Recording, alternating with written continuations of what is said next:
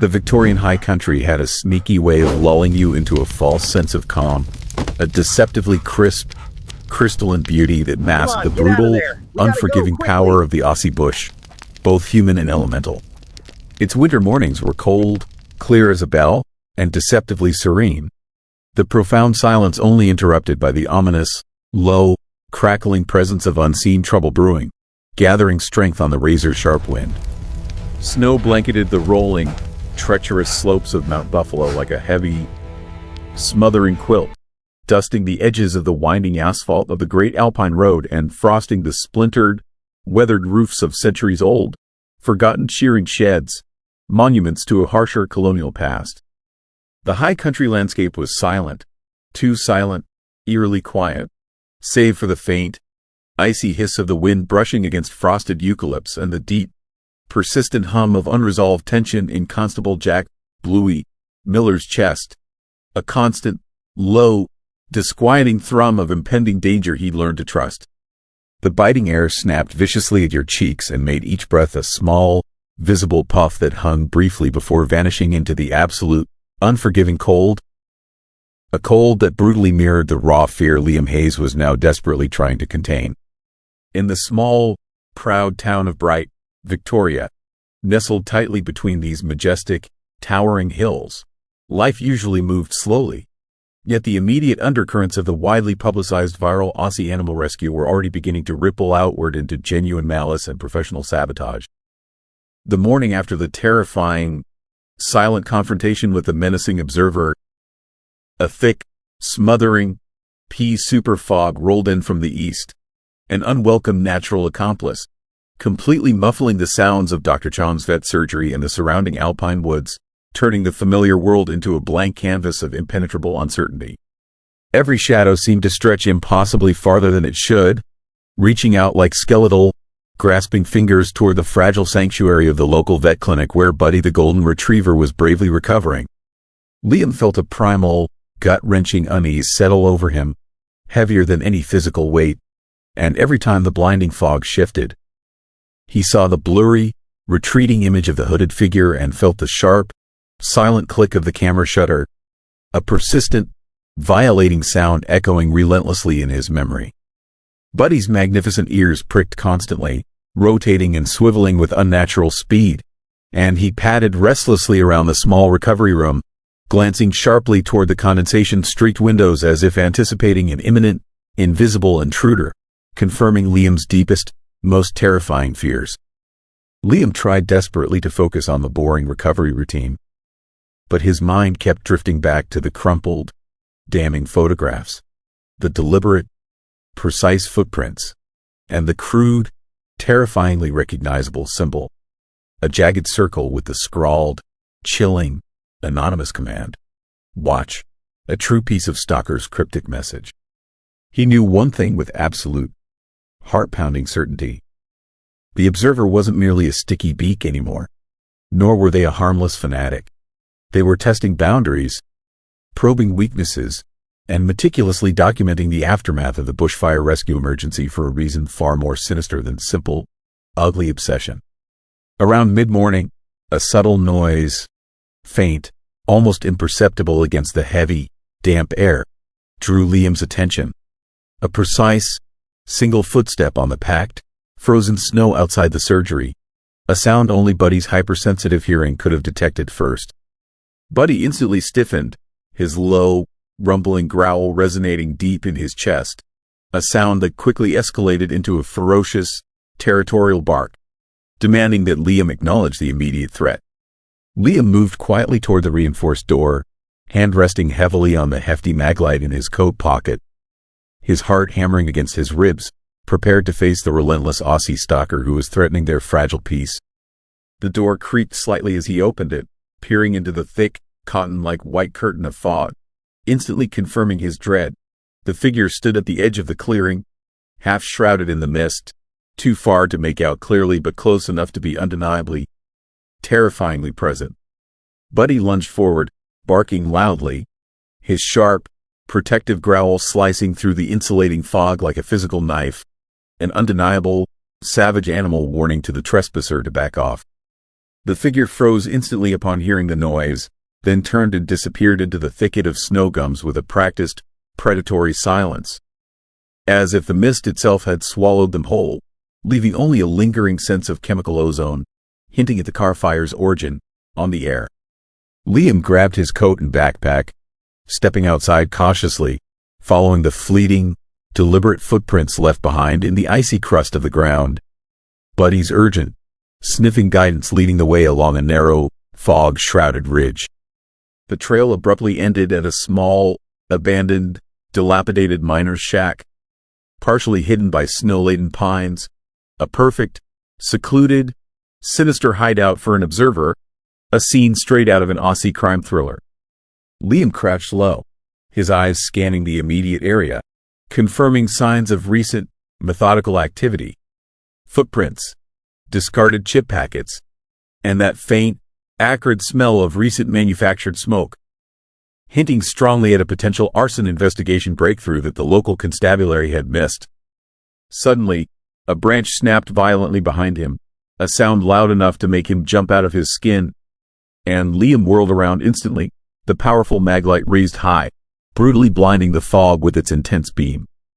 Buddy barked ferociously, teeth bared, growling with terrifying, primal intent, as a young, athletic figure emerged from the fog, wearing a standard-issue Brumby jacket, their face partially obscured by a bandana and a pair of dark sunglasses, freezing when Buddy aggressively lunged forward. "You shouldn't be here, mate," the figure repeated, their voice low, controlled, and strangely devoid of emotion. A chilling, calculated neutrality that implied an immediate, physical threat. "Who the hell are you? Why are you following me? And what does watch mean, you little menace?" Liam demanded, his voice trembling only slightly, forcing a calm authority where raw, unadulterated panic threatened to take over. The figure shifted slightly, weighing the risk of a confrontation with the golden retriever. And then, in a sudden, practiced, agile motion, they darted toward the tree line, disappearing instantly into the dense fog like a ghost. Buddy's frantic pursuit halted only by Liam's desperate, tight, restraining grip on the lead. Liam, kneeling down to examine the ground, found the unmistakable mark etched into the dirt beneath the snow. A small, distinct mark, too precise to be random. A professional calling card, a symbol, the jagged circle matching the paper left behind previously, confirming the stalker's cryptic message was intentional.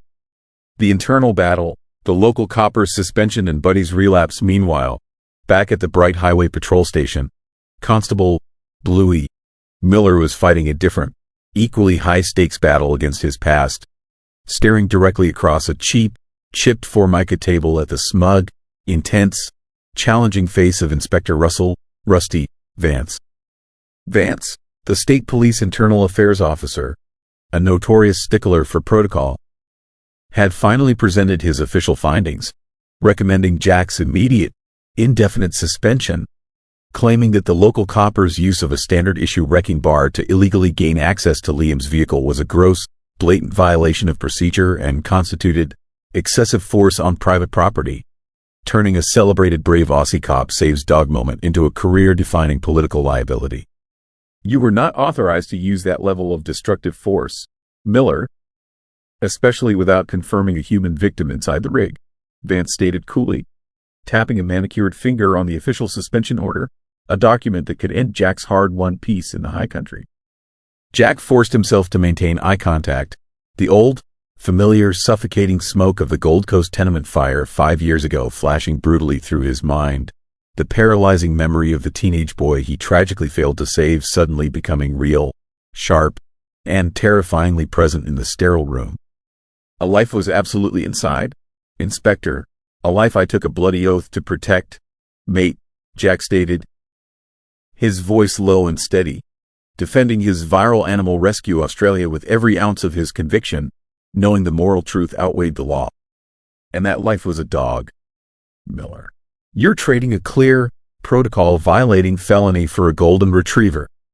You're sentimental, dangerous, and clearly carrying major animal trauma PTSD yourself," Vance countered venomously, aiming directly for Jack's old, raw wound, the permanent memory of failure. The station door opened abruptly, and a fellow constable, his face pale and strained, burst in, holding a police radio. "Bluey, it's the Hayes family. He's calling from the surgery. Buddy's had a serious relapse, smoke inhalation flare-up. He's going critical, and he's talking about someone watching them right now." Jack didn't wait for permission. The word relapse and the crushing, heart-stopping image of Buddy struggling violently for air instantly severed the chains of protocol, unleashing the primal, protective hero instincts he had fled to the mountains to harness. As Jack bolted from the room, leaving Vance sputtering furiously about protocol and suspension, the memory of Buddy's wide, terrified amber eyes, so similar to the boy he lost years ago, pushed aside all doubt, transforming Jack's self-doubt into pure, focused, necessary rage. This wasn't just about saving a life anymore. This was about protecting a fragile, precious second chance, both Buddy's and his own, and exposing the unseen dangers that were now actively hunting his small, isolated mountain sanctuary, demanding a confrontation. The final link, the mechanic's confession. Jack found Liam back at the remote miner's shack clearing, not the vet surgery, huddled desperately over Buddy, who was struggling violently against a sudden, traumatic seizure triggered by the stress of the confrontation, his paws flailing and his golden fur damp with sweat. Buddy's panic was escalating rapidly, his labored, desperate breathing echoing the choking desperation of the fire. The sight of his best mate in mortal danger reigniting Liam's trauma, forcing him to witness the animal trauma PTSD firsthand, powerless to help. "We need to move him, Bluey. He's crashing." The panic, it's bringing back the smoke. Liam screamed, his voice raw, hoarse, and cracking, his face wet with tears of terror and utter helplessness. Jack immediately deployed an emergency oxygen mask he'd grabbed from the police hold-in before leaving, stabilizing Buddy's breathing enough to think and act, while his eyes instantly fell upon the crude, terrifying watch symbol etched into the deep snow. "That symbol. Where did you find this, mate?" Jack demanded, instantly recognizing the jagged, chaotic lines from a different, older case file. A series of petty vandalism reports tied to a disgruntled former mechanic at the Bright Auto Service. Liam quickly explained the terrifying sequence, the incriminating photos, the deliberate footprints, the silent confrontation, and the escalating fear, connecting the relentless stalker directly to the geography and the exact time frame of the suspicious vehicle fire. Jack grabbed the radio, deliberately ignoring the suspension, and rerouted fire marshal teams to the Bright Auto Service, targeting the specific mechanic who had serviced Liam's SUV just days before the car fire emergency, a shifty bloke named Gary Gaza Reed, notorious for his gambling debts and quick temper. Jack immediately connected the terrifying dots. Gaza, the mechanic, was broke and needed quick cash, likely rigging the Hayes car to ignite the suspicious odor Jake smelled, to cover up shoddy, potentially illegal repair work, a common insurance scam turned catastrophic by Buddy's presence and Jack's timely rescue. But Gaza, the mechanic, wasn't just covering his tracks.